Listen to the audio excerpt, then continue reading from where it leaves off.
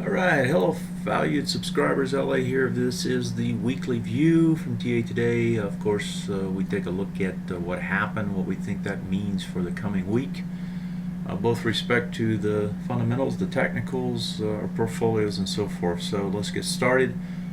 If you look at this, almost all the trends remain bullish, but it's close to changing. So if I pop over, right, to look at the qualified trends, I can see that most of these are bullish no matter which ones I look at, right?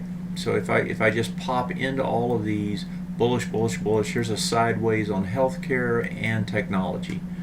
There's a bearish on energy, but outside of that, it's pretty much bullish almost everywhere else. And that's true right across the board.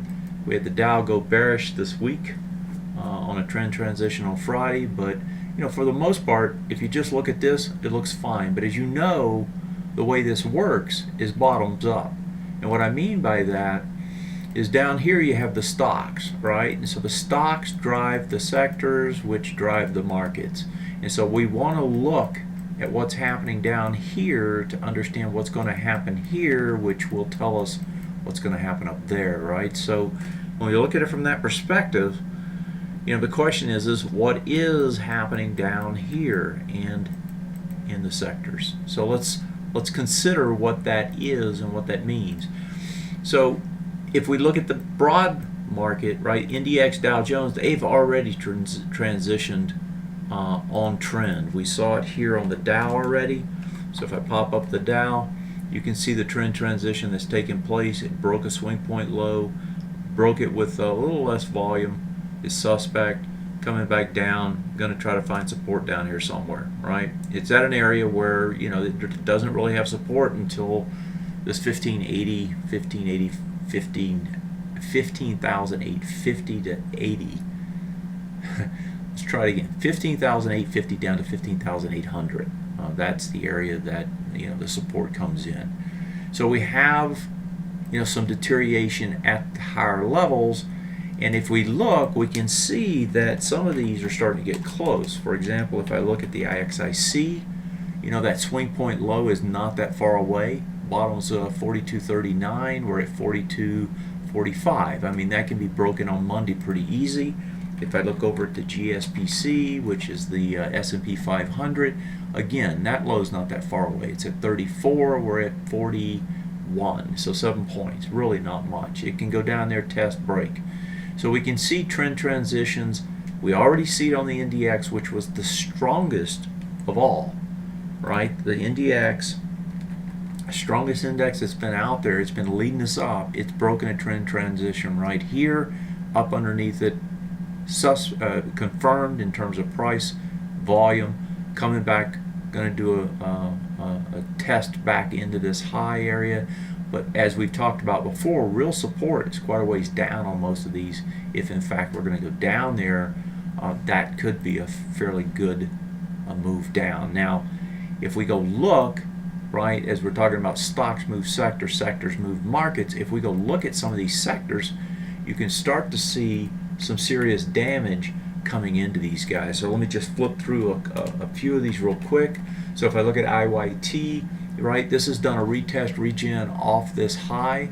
So if I take and draw in that area here, right, that retest regen just blew it away up underneath it. So yeah, it's back into some support, coming into support. Yeah, it can bounce back up. But when you fail a retest regen area, right, and you fail to regenerate, this is a bullish retest regenerate, that says it's in a range now. And then the question becomes, what's the bottom of the range? Is it here? Is it where it is now? Is it lower? Is it even lower? Right? So you realize that, okay, we're probably not going to head higher right away. We're going to instead do some sort of a range. And then the question is what does that range look like? Is it down up here, or is it going to make it even lower? And that's true now of almost all these. So if I just flip through them, XLF, it breaks on its retest regen. Oh, well, I guess I ought to log in if I'm going to do this, huh? Let's pop in here right quick and go back to this and pull up, let me just pull up something so that I can get back to the, here we go. So if I go to the XLF and look at it, right, XLF is breaking off the retest regen. It's already failed. I just had the Russell up. Let me go back to the Russell right quick. On the Russell, this one actually got a little bounce on Friday, you know, so Russell is more closely tied to our economy, so in some sense this is telling us things aren't quite as bad economically as it's starting to appear. But, you know, fundamentals in the long run matter, technicals in the short run matter. And so, you know, when I look at this, okay, that's good to know, but I don't know that that's going to do anything for us. A test up into this area, it does still have a high up there, but a test up into the bottom of this 1187 is where it got to almost, right? So we could see a bounce up into there and then potentially some more downside. So if I keep flipping through them, you can see that in most of these, the ones that have already started to break down, XLE, the XLK, these guys are in danger of breaking multiple swing point lows. This one actually may have already broken it. I didn't check it that close. Let me see, that low is 86.36. We closed at 86.38, so we're right at it. So we broke this one. So when I look at these, right, we've got a break here on this swing point low, and we're within 2 pennies of that swing point low. And as you know, when these things break, right, you can get 2 to 3 bars extension off that break. So you could see 2 to 3 bars taking you right back into the bottom of this low, or at least into the high of that low. I mean, this support zone. So that, to me, is an area that you have to consider it's going to try to get to, especially if it breaks that 2-cent area that's still there. XLE is one of them. XLK, though, is the one that's more concerning to me. You've got a swing point break here, a swing point low over here. Neither one of them has that much volume. It's coming down with pretty good volume. It did break on a suspect here, so we may get some sort of a bounce. But, you know, folks, technology breaking down is not what you want to see. This has been the leader on the way up. So to me, that's kind of a warning flag. The other piece of this is if you look over at the safety stocks are actually going up, right? So you got utilities pushing higher. It's been pushing higher all year.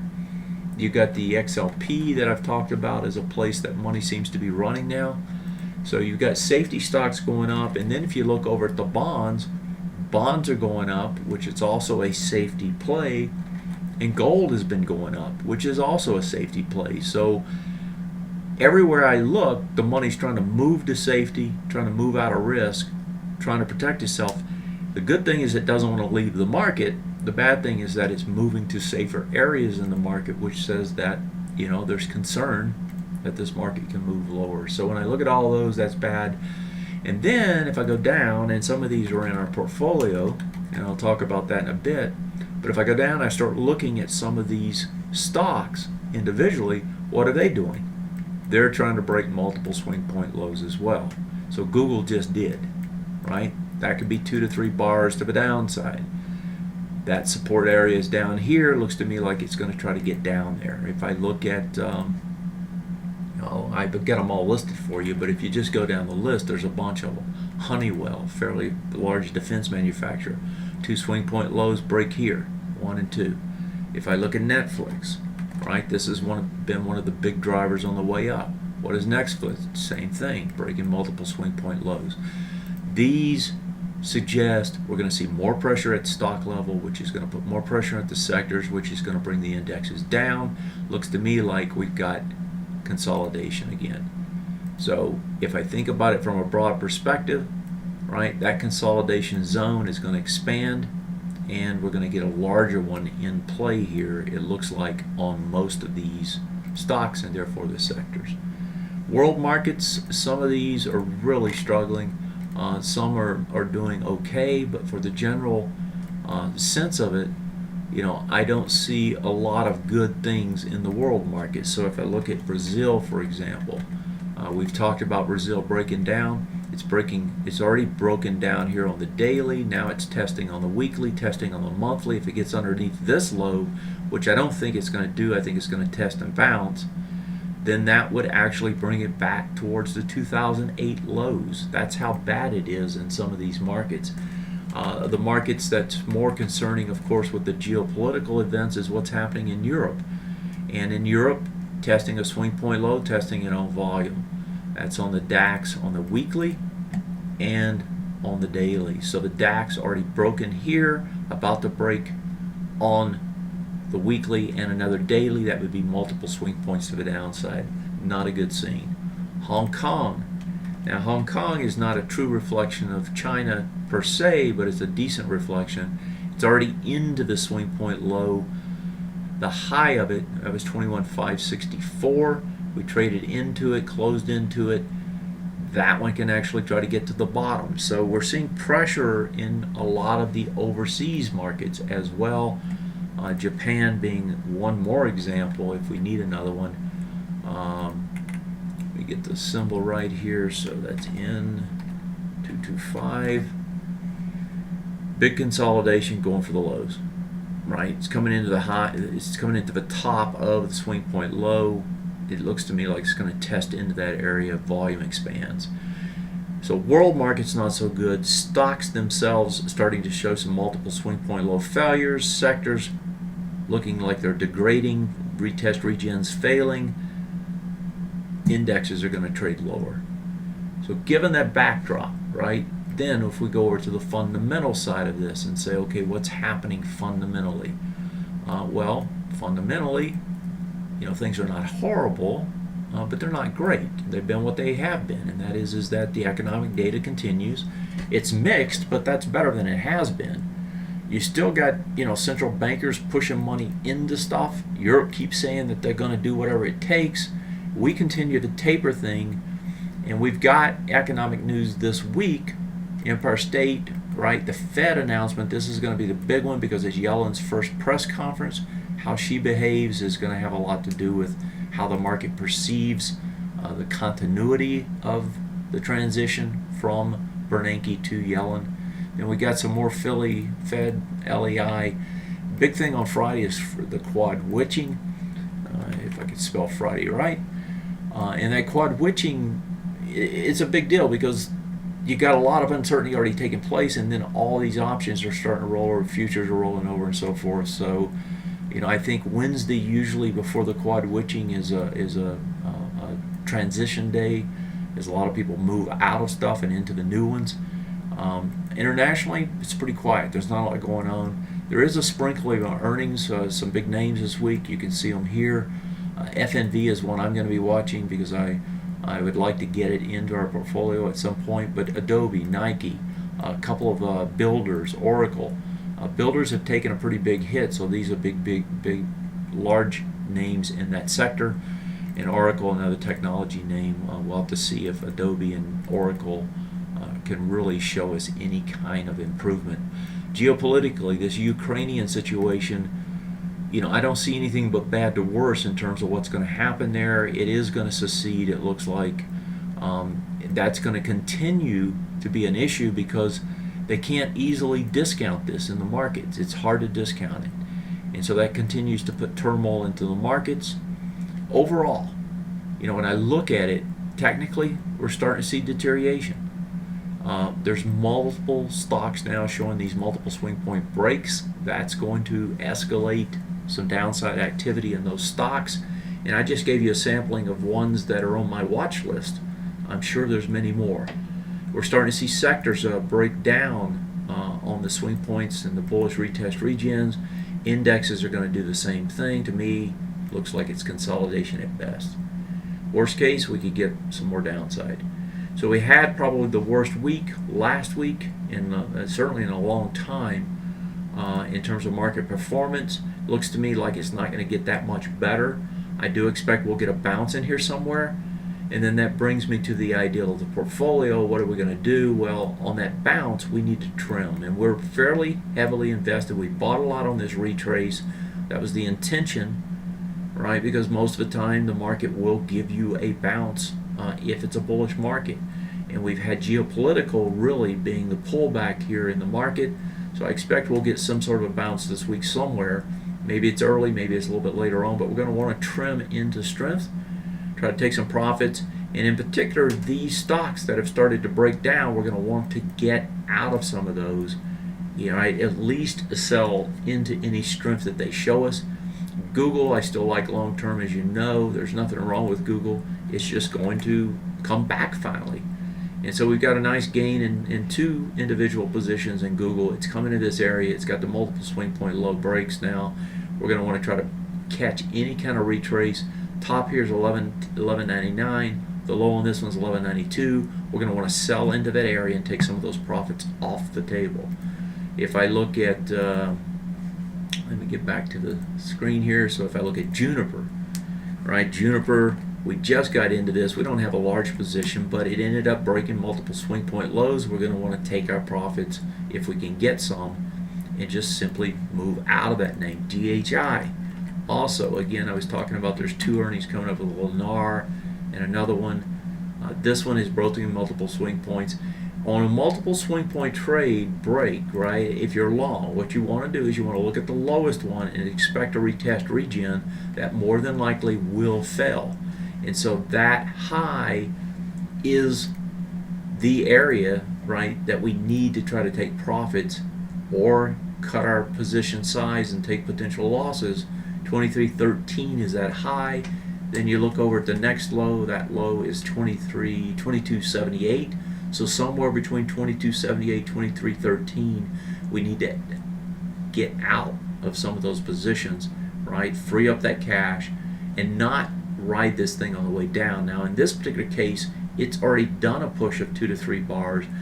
Maybe those earnings are going to be decent. We're going to see a bounce in this sector. If so, that's where we want to take some of this off and then look to potentially put it back on lower or simply move our money elsewhere. SLB is another one. This one has gotten a break now, two of them here. You can see now here we could get a pretty good bounce because those swing point highs are the highs of those lows are quite high. But I think that we need to think about trying to reposition out of these. So when I look at the stocks, those four are the ones that draw my attention. That's where I want to lighten up. eBay is a stock I really would like to get back into, but right now we don't have enough free cash to do it. Maybe it gets deep into this bar. If it does, potentially we can buy it down here towards the bottom. We'll have to see how it comes back. This is a retest regen, the first one after 6 bars. Usually that doesn't get that deep. So we'll have to see if we can free up enough cash, maybe pick it up somewhere up here in this area. So that's probably the one that's on my list that I'm interested in. Gold stocks, I'd still like to get in some of these gold stocks. I've just talked about FNV is going to have a earnings coming up. This one gets pulled back in. We will want to pick some up. And of course the AEM still looks good. There are others that you could look at if you're interested. This one failed at the highs. It looks like to me these gold stocks, even GDX failed on Friday. These things are tired, folks. They want to come back in, do a retest, try to regenerate higher. So we'll have to try to get into some of those on the pullback. The GLL has been getting crushed with gold going up. So we haven't really been getting much performance out of this spread because we don't have, we haven't legged into longer. We tried to get an AE and we tried to get FNV. They got very close, but we didn't get the fills. They would have been good trades had they done so. If I look over at the other spread trade real quick, the EEM, it actually had a big day down, but it came into that big bar, didn't have the volume, bounced off of it. I suspect this one's, it did a multiple swing point low break as well. I suspect this will bounce up into those, whether it bounces a little bit higher first or comes down and retest first. It's not clear, but I do think that, if we can get a push back up, we're going to want to sell some. If we don't, we'd want to go to the other side and buy some of the SHs. And so either way, we want to quote-unquote get shorter now instead of getting longer one way or the other, either through illiquidation of the EEM or some of the EEM position so that we can buy it lower. Folks, I know I've talked a lot about, things are not as good now. Well, that's the way it goes. Does that mean that, this market's going to crash? Well, it's always possible, but it's not likely because the structure's not there yet. You don't have multiple swing points on multiple time frames, which is the key thing to look for. They're going to have to come down a lot farther to get down there. And so right now, this just looks like another correction.